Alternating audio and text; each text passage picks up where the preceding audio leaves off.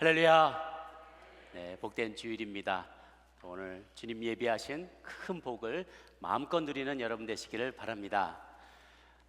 제가 섬긴 지가 4년이 넘었는데 지난 4년 동안 오늘처럼 날씨를 위해 기도해 본 적은 처음인 것 같습니다. 그래서 좋은 날씨 주시라고 열심히 기도했는데 다행히 비 내리지 않고 하늘도 맑고 약간 조금 쌀쌀하지만 그래도 청량한 가을 하늘 아래서 가을 소풍이 될 것 같습니다. 또 여러분들 이렇게 바람박에 잘 입고 오셨네요. 마치시고 또 바로 가셔서 건너편에서 또 우리가 예배 잘 드리고 또 즐거운 시간 가질 수 있으면 좋겠습니다. 오늘 제목 화이부동 두 번째 시간 세상에 속하지 않는 사람이라는 제목으로 말씀을 나누고자 합니다. 흔히들 말합니다. 함께하는 사람을 닮아가고 함께하는 사람에게 영향을 받는다라고 말을 하죠. 금묵자흑 근주자적. 먹을 또 검은색을 가까이 하면 나도 검어지고 흰색 가까이 하면 혹은 붉은색을 가까이 하면 나도 붉어진다라는 거예요. 순자의 권학에 이런 말이 또 나온다고 합니다. 봉생마중 불부이직 백사제날 여지구흑. 좀 어려운 말인데 뜻은 이렇습니다. 풀어보면 봉생마중, 봉 쑥을 말하는 건데요. 쑥이 산밭에서 자라면 붙들어주지 않아도 곱게 자란다. 그 다음 백사, 흰 모래가 진흙 속에 있으면 역시 같이 검어진다 라는 뜻이에요. 그래서 해석하자면 군자는 거처를 정할 때 반드시 마을을 가리고 교류할 때는 반드시 고든 선비와 어울린다. 그래야만 사악함과 치우침을 막아서 중정, 바른 길을 나아갈 수가 있게 된다라는 뜻입니다. 그러니까 사람은 머무는 장소와 그리고 장소와 또 함께하는 사람에 의해서 크게 좌우되니까 머물 장소, 만날 사람을 잘 골라야 한다는 거죠. 쉽게 말하면 군자는 험한 데 가는 거 아니다. 험한 사람 만나는 거 아니다 라는 거예요. 이렇게 좀 세상의 속담이나 불교나 유교에서 나오는 어떤 경전 이런 것들을 잘 읽어보면 인간 세상, 우리가 살아가는 인간 세상에 대한 상당히 아주 깊은 통찰력을 보여주는 것을 때때로 볼 수가 있습니다. 세상 학문도 마찬가지인 것 같아요. 심리학 같은 걸 보면 우리의 그 절망적인 현실과 상황에 대해서 아주 굉장히 예리하게 정확하게 짚어주는 경우들이 많이 있습니다. 근데 앞부분은 맞는데, 진단은 맞는데 문제는 솔루션이라는 거예요. 해결책이 뭐냐 이거죠. 당면한 문제에 대해서 진단은 정확한데 그 진단에 대한 해답을 이렇게 내오는 모습을 보면 거기에 우리 인간의 죄성이 반영되어 있고요. 그리고 그 안에 인간의 죄된 인간의 그 한계가, 인간의 지극히 인간적인 한계가 여실히 드러나는 것을 보게 됩니다. 험한 곳에서 무주몽매한 사람, 악한 사람들과 어울려 살면 똑같이 그런 사람 되니까 살 곳 가려가며 살고 만날 사람 가려가면서 만나라는 말, 과연 이 말이 우리의 존재 이유와 삶의 방식을 제대로 설명해 주는 것인가? 오늘 말씀을 통해서 다시 한번 살펴보기를 원합니다. 오늘은 우리 빨리 출발을 해야 되니까 딱 두 가지만 말씀을 나누려고 합니다. 첫 번째, 우리는 세상에 살지만 세상에 속하지 않는다라는 것입니다. 오늘 말씀은 사실은 예수님께서 제자들을 떠나시기 전날 밤에 마지막 유언처럼 주신 말씀이면서 동시에 이 제자들을 하나님께 부탁드리는 간절한 기도의 내용이에요. 근데 그 간절한 기도 내용에 주님이 뭐라고 하셨냐면 14절에 보면은 14절, 16절에 동일하게 두 번 반복되는 말씀이 있는데, 내가 세상에 속하지 아니함 같이 그들도 세상에 속하지 아니하였습니다 라고 주님이 두 번 말씀하세요. 16절에 내가 세상에 속하지 않음 같이 그들도 세상에 속하지 아니하였사옵나이다 라고 말씀을 하세요. AD 2세기에 익명의 크리스찬이 쓴 작품 중에 디오그네스투스에게 보낸 편지에 이런 내용이 나옵니다.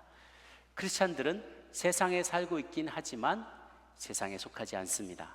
Christians dwell in this world but do not belong to this world. Christians dwell in this world but do not belong to this world. Dwell, 머문다는 거예요. 크리스천은 이 세상에 머물지만 이 세상에 belong, 속한 사람들은 아니다라고 벌써 AD 2세기에 벌써 사람들은 다 그렇게 이야기하고 크리스찬들은 그렇게 이해를 하고 있었어요. 예수님이 이 세상에 죄악으로 가득 차고 험하고 악한 세상인 걸 잘 아셨어요. 그런데 하나님 앞에 기도드릴 때 주님, 이 망할 놈의 세상에 사는 우리 제자들 너무 불쌍하니 데려가 주세요. 나 데려갈 때 같이 데려가 주세요 라고 간구하지 않았다는 거예요. 15절에 보면 내가 비옵는 것은 그들을 세상에서 데려가시기를 위함이 아닙니다 라고 얘기를 하세요. 데려가라는 것이 아닙니다. 그 당시에는 영지주의라는 게 굉장히 많이 퍼져 있었기 때문에 성과 속을 구별했어요. 영지, 거룩한 아주 신령한 지식이 있다는 거예요. 그러니까 신령한 지식을 추구하면서 살되 이 땅의 물질의 세계, 육신의 세계, 보이는 세계는 철저히 무시하라는 거예요. 여기에 딸려가면 안 된다. 그래서 아주 성속의 이원론으로 나누는 이것이 마치 유행과 같이 퍼져 있었습니다. 그런데 주님은 그렇게 이야기하지 않으시는 거예요. 이 세상에 머물 곳이다. 너희들이 있어야만 한다. 너희가 이 세상에 속하지는 않았지만 세상에서 할 일이 있기 때문에 너희가 이곳에 남아 있어야 된다라는 그런 내용으로 기도문을 올리고 계신 거예요. 그럼 남아서 할 일은 무엇인가? 두 번째, 우리는 세상에서 악에 빠지지 않고 거룩함을 지키도록 보냄받았다. 거룩함을 전염시키도록 보냄받았다라는 것입니다. 15절 후반에 보면 내가 이렇게 데려가기를 위해서 기도하는 것이 아니요 다만 악에 빠지지 않게 보존하시기를 위함입니다. 보존해 달라고 지금 간구하는 것입니다. 그러면서 그 방법을 17절에 이렇게 얘기합니다. 그들을 진리로 거룩하게 하옵소서. 아버지의 말씀은 진리니이다. 이 제자들을 이 땅 가운데, 이 죄악으로 가득 찬 세상 가운데 보존시켜 주시기를 원하는데 보존할 수 있는 방부제가 뭐냐는 거예요. 죄 가운데, 죄된 세상 가운데 살면서도 죄에 물들지 않을 수 있는 비결은 무엇인가? 방부제가 무엇인가? 그게 바로 진리의 말씀, 진리 되신 말씀이라는 거예요. 진리 되신 말씀을 꼭 붙잡을 때 제자들이 죄악된 세상 가운데서도 죄에 물들지 않고 때묻지 않고 거룩을 지키며 거룩을 전파하며 살 수가 있다는 것이에요. 그래서 예수님은 우리가 세상을 피해 사는 것이 아니라 세상 가운데서 증인된 삶을 살기를 원하셨습니다. 죄인들을 가까이 하면 나도 죄인 되니까 죄인들이 가까이도 가지 말아라. 멀리 피해 살아라. 너희끼리 살아라. 이것이 어떻게 보면 세상의 법칙일 줄 몰라요. 그런데 주님은 아니다. 내가 세상을 이기었노라 라고 선포를 하십니다. 문제에 대한 진단은 세상 사람들도 잘해요. 그렇지만 그 해결책은 그들의 생각과 다릅니다. 예수는 그 떠나 사는 것, 우리끼리 사는 것, 이건 그리스도인의 선교적인 삶과 다른 것입니다. 우리에게는 미셔널 라이프, 선교적인 삶을 살도록 우리는 부름받았기 때문에 우리끼리 사는 것이 아니에요. 무슨 저 별나라에 가 사든지 저 아름다운 자연과 벗하며 저 뭐 폭포수가 쏟아지는 그 아름다운 곳에서 도덕과 진리를 논하며 학처럼 고고하게 수도사처럼 저 꼭대기에서 살라고 우리를 부르신 게 아니라는 거예요. 18절에 보니까 같이 한번 읽어보도록 할까요? 18절 말씀 시작. 아버지께서 나를 세상에 보내신 것 같이 나도 그들을 세상에 보내었노라. 주님 앞에 그렇게 간구를 해요. 주님, 당신이 나를, 하나님 당신이 나를 이 세상에 보내신 것처럼 나도 이들을 세상에 보냅니다. 예수님이야말로 이 땅에 오신 최초의 선교사님이셨어요. 그리고 이 땅에서 주의 복음을 증거하셨죠. 그리고 그분의 제자를 통해서 그 복음이 더 많이 퍼져나가도록 세상에 선교사로 보내셨어요. 그리고 그 복음을 들은 우리 또한 미셔널 라이프, 선교적인 삶을 살도록, 꼭 내가 선교사 타이틀이 있어야 되는 건 아니에요. 선교 역사를 보면 4세기, 5세기, 6세기에 복음을 전했던 사람들은 그때 당시에는 선교사라는 단어도 없었어요. 미셔널이라는 단어도 없었고 선교 기관도 없었고 훈련 기관도 없었어요. 그냥 군인이 구두 수선하는 사람이 뭐 상인이 자기 가는 곳마다 자기 그냥 삶의 라이프스타일대로 산 거예요. 본인이 깨달은 성경의 진리대로 살았더니만 사람들이 당신은 뭐 어떻길래 우리하고 이렇게 다르게 삽니까? 궁금히 여기는 사람들이 물어보니 자기가 아는 대로 답했을 뿐인데 그게 바로 선교가 되었다는 거예요. 선교사라는 직업이 없었어요. 그래서 주님은 우리가 그렇게 미셔널 라이프, 선교적인 삶을 살기를 원하시는 거죠. 세상 속으로 들어가서 세상 사람들과 함께 살지만 그들과 구별될 삶을 살아갈 때 사람들은 우리 안에 그리스도를 발견하게 되는 것이죠. 유명한 우리 중국 선교사 허드슨 테일러를 여러분 아실 겁니다.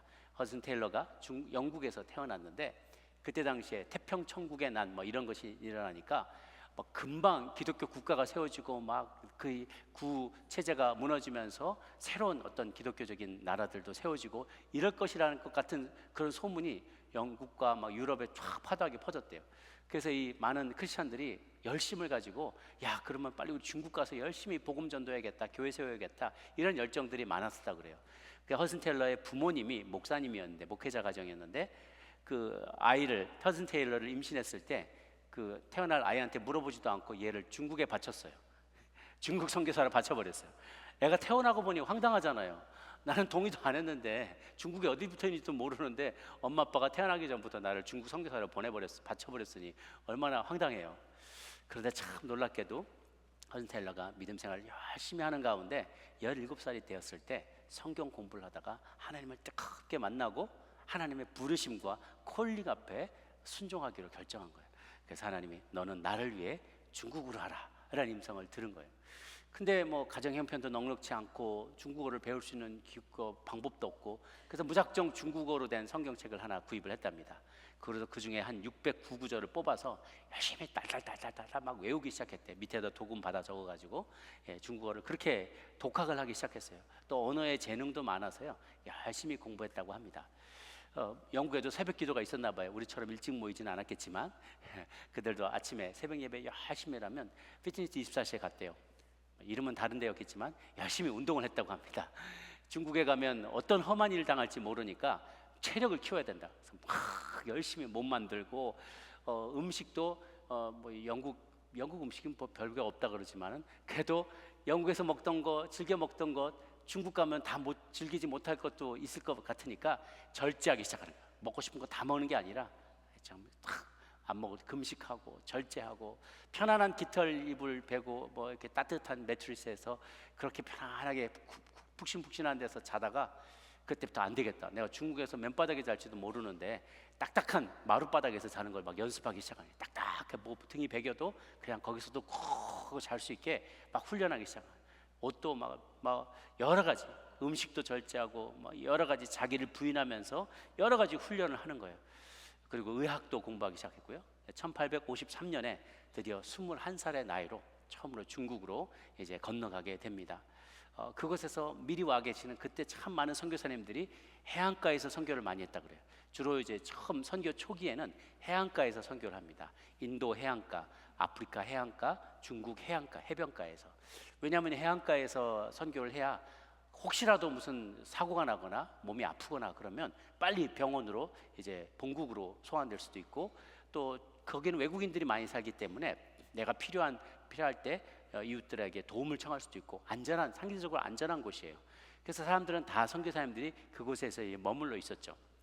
그런데 어느 날 생각을 해보니까 여기만 있을 게 아니라 저 내지에도 저 안에 수천만 그때 뭐 억을 넘어가는 몇 억의 인구가 저 안에 살고 있는데 우리가 이렇게 해안가에서만 있어야 되겠느냐라고 생각하면서 한 12년을 섬긴 이후에 중국 내지 선교회라는 걸 만들어요. China Inland Mission이라고 해서 중국 내지 선교회를 처음으로 만들어서 그 안으로 깊은 산골짜기로 내지로 미전도 지역으로 들어가기로 결정을 합니다. 그 뒤로 오는 많은 이들이 그와 함께 이 내지 선교회에 참여하게 됐죠. 그런데 이 허슨 테일러는 매우 다른 선교사님들과 좀 다른 마인드를 갖고 있었어요. 이때가 당시 청나라 시대였기 때문에 사람들이 다 변발을 하고 다니는 중국 사람들이 변발을 하고 다니는데 그때만 해도 이 선교사님들은 자기들이 살고 있던 갖고 있었던 그 삶의 양식을 그대로 가지고 갔어요. 그래서 신사복 딱 입고 넥타이 매고 또 여자분들은 이렇게 여성복 이렇게 딱 이렇게 입고 양산도 이렇게 들고 다니고 거기서 테니스도 치고 그래서 막 자기들이 낮 되면 잉글리시 티타임 낮 되면 우아하게 모여서 티도 마시고 그랬다는 거예요. 근데 어느 날 딱 왔는데 허슨 테일러가 그 클럽에 딱 그 선교사님들 계신 곳에 들어왔는데 변발을 하고 나타난 거예요. 이게 주르륵 주변 머리 다 자르고 뒤에 꽁지 이렇게 해가지고 사진 한번 보여주시면은 뒷모습이 안 보이는데 뒤만 이렇게 꼬랑지처럼 이렇게 해가지고 거기다 딱 변발을 한 다음에 비단이 장수 왕서방 같이 이렇게 딱 하고 딱 이러고 나타난 거예요. 중국 사람 복장을 하고 딱 나타나서 니하오마 그러면서 딱 나타난 거예요. 그러니까 중국 다른 선교사님들이 깜짝 놀란 거예요. 이게 지금 뭐 하는 거냐고, 이게 지금 우리 중국 선교사님들 체면 다 깎아먹을 일이냐고. 아니 너무 이거 좀 너무 유별나는 거 아니냐고 막 핀잔을 줬다는 거예요. 동료들이 아니다. 우리가 그들 중 하나처럼 되지 않으면 그들이 우리를 친구로 받아들이겠느냐. 그러면서 자기는 그런 스타일을 이제 고집을 하기 시작한 거예요. 처음에는 이런 선교사님들이 눈도 퍼렇죠, 키도 껑충 크죠, 뭐 이상한 옷을 입고 다니죠. 그러니까 처음에는 양귀자라고 불렀대요. 서양 귀신, 양귀자 하고 부르고 다녔는데 나중에는 벙여와, 내셔 벙여, 그렇게 불러. 당신은 아주 좋은 친구다. 벙여, 호붕우, 벙여 이렇게 불렀다는 거예요. 그래서 좋은 친구가 돼버렸어요. 그러니까 그들과 같이 이렇게 행동하고 그들의 눈높이로 가고 그들의 삶의 양태화, 이거는 좋고 나쁜 게 아니잖아. 변발이 뭐 촌스럽고 뭐 서양식은 더 우월하고 이런 게 아니라, 이 옷은 뭐 촌스럽고 양복은 세련되고 이건 아니잖아요. 좋고 나쁘고 아니라 그건 그냥 컬처잖아요. 그래서 그들의 컬처 문화를 진짜 받아들인 거예요. 그들을 존중하는 것이죠. 존중하는 제스처를 취했더니 좋은 친구가 되었어요. 그래서 그 내지로 들어가서요, 수백만 명의 크리스찬 사람들을 크리스찬으로 해내는 일에, 그 당시만 해도 차이나 인랜드 미션이 전 세계에서 가장 큰 선교단체였습니다. 그래서 정말 많은 사람 생명을 구원하는 일에 귀하게 쓰임받는데요, 물론 고생도 많이 했어요. 이질 결핵에 걸려서 40년간 고생하고 아내와 자녀들도 중국에서 다 죽었어요. 54년 동안을 봉사를 하다가 그가 그곳에서 죽게 되었어요.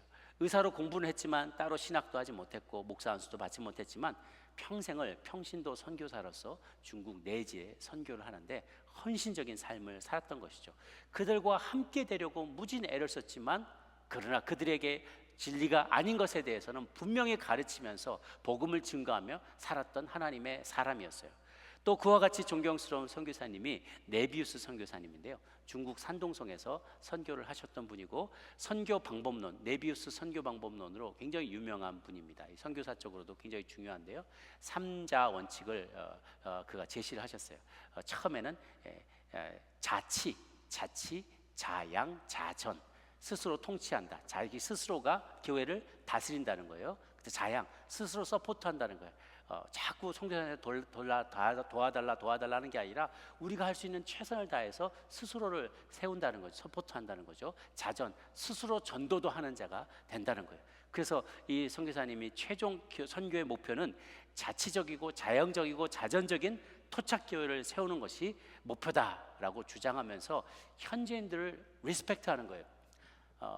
보통은 그 당시에 19세기의 선교사님들이 가졌던 이 생각은 뭐냐면 문명 개화론이었어요.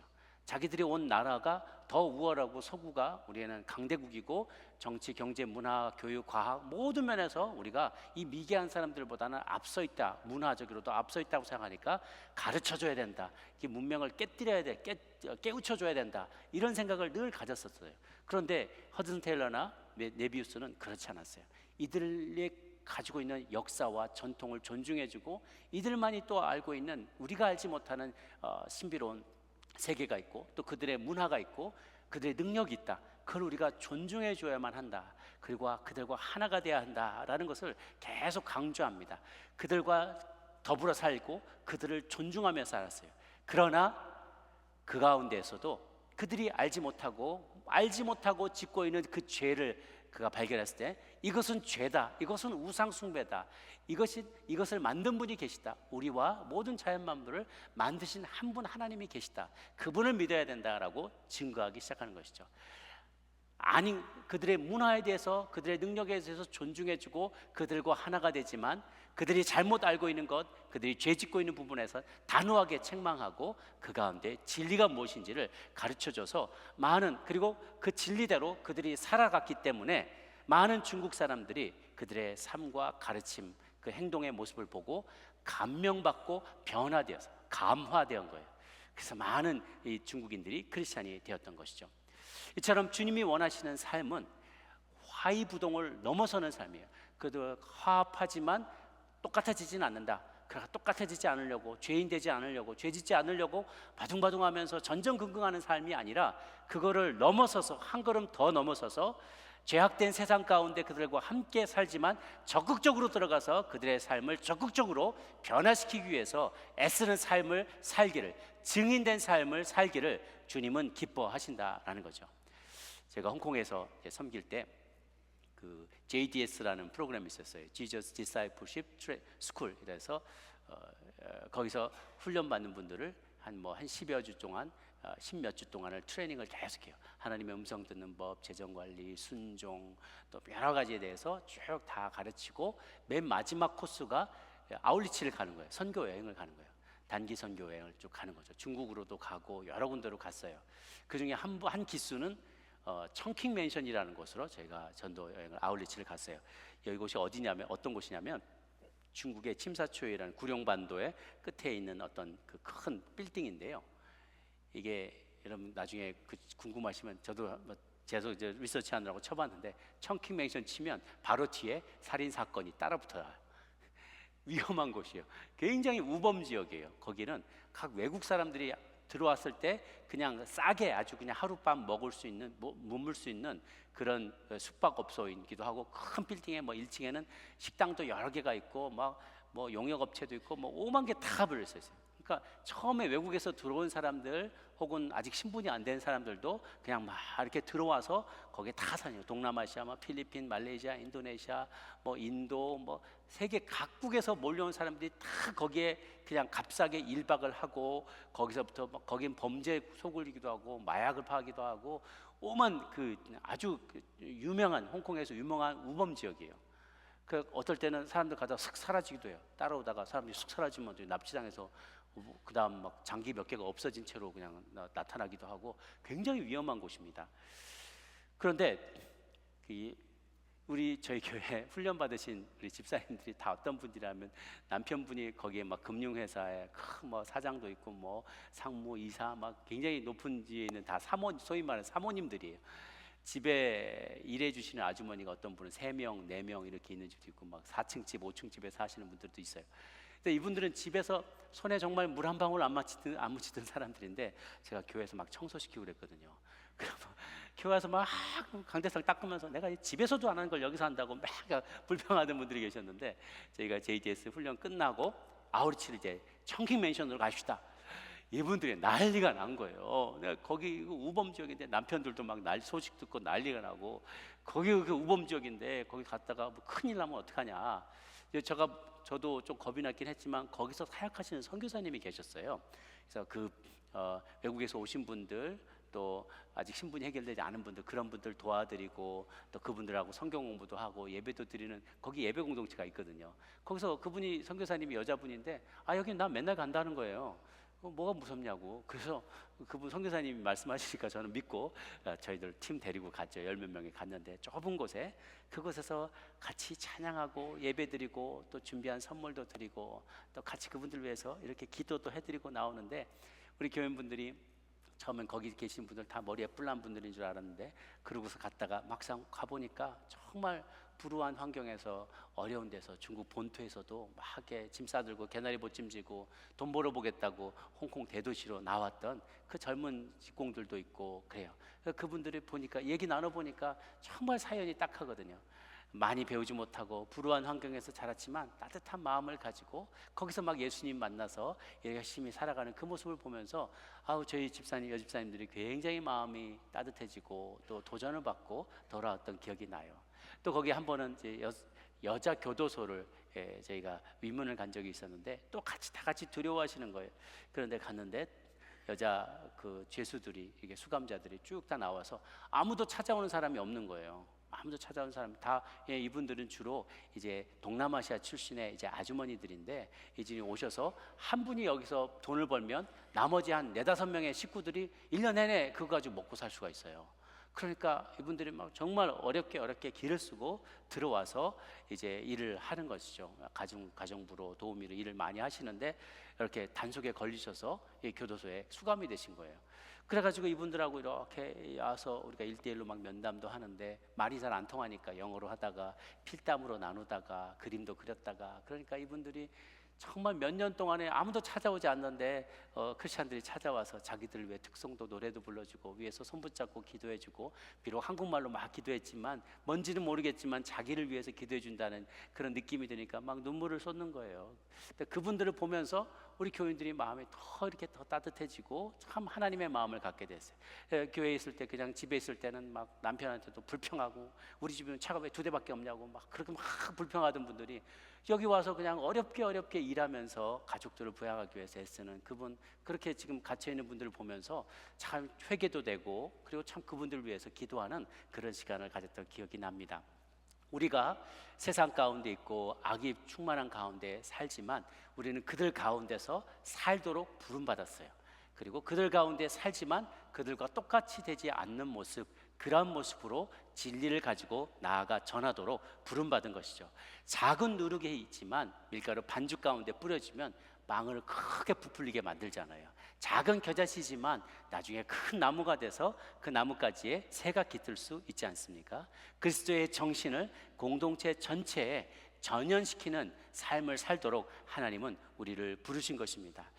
함께 살고 죄된 이들과 함께 죄악된 세상 가운데 함께 살아가면서 문화를 존중하면서도 진리가 아닌 것을 배척하는 것은 굉장히 어려운 일이에요. 그래서 어디까지가 문화이고 어디서부터가 이 비진리이기 때문에 배척해야 되는 것인지 분별하는 게 때때로는 참 어렵기도 합니다. 카톨릭에서는 중국에 선교를 할 때 선교 역사를 보니까 그런 내용이 나오더라고요. 천주교에서는 중국에서 선교를 할 때 제사를 허용했대요.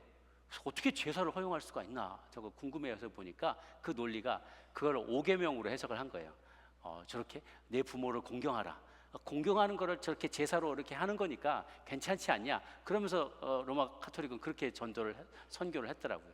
저는 그렇게 생각하지 않지만 문화에 대해서 우리가 굉장히 전향적인 생각을 가질 수가 있구나, 그런 생각을 하게 되었어요. 그래서 우리가 그러기 위해서는 지혜가 필요합니다. 정말 지혜가 필요해요.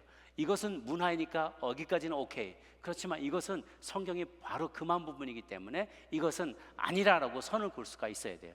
그러기 위해서 참 이것이 도전되는 일인데 우리에겐 지혜가 필요해요. 그래서 마태복음 10장 16절에 이렇게 말씀하고 있습니다. 같이 한번 읽습니다. 시작. 보라, 내가 너희를 보냄이 너희는 뱀같이 지혜롭고 비둘기같이 순결하라. 아멘. 뱀같이 지혜로워야 될 때가 있고요, 어느 부분에서는 비둘기같이 순결함을 지켜야 될 때가 있어요. 이 두 가지를 분별하는 게 매우 어렵기 때문에 우리는 늘 자기 성찰의 시간과 과정이 필요합니다. 자기 성찰, 자기를 돌아봐야 돼요. 그래서 내가 무엇을 하느라 시간을 많이 보냈냐가 나의 존재를 결정할 때가 참 많습니다. 제가 어제도 우리 중직을 맡으시는 우리 안수집사님 장로님들 강의 때 AI 강의를 했는데요, 요즘 챗 GPT 4.0이 나와서 많은 이들이 쓰고 있어요. 3.5보다 10배가 더 빠르고 강력하대요. 그런데 거기에 질문을 해보면은요, 특히 이제 기독교 관련된 질문을 해보면 나오는 답들이 비정상적인 답들이 많고요, 어떨 때는 이단적인 가르침도 거기서 막 나올 때가 있어요. 깜짝 놀랍니다. 아니 그걸 누가 가르쳐 줬는가 한번 보면 얘는 그냥 먹는 대로 소화하는 거예요. 컴퓨터는, 챗 GPT는 그냥 세상 사람들이 먹여주는 거 인터넷에 막 올리는, 아주 기준 없이 올리는 거를 그냥 무조건적으로 다 흡수를 하는 거예요.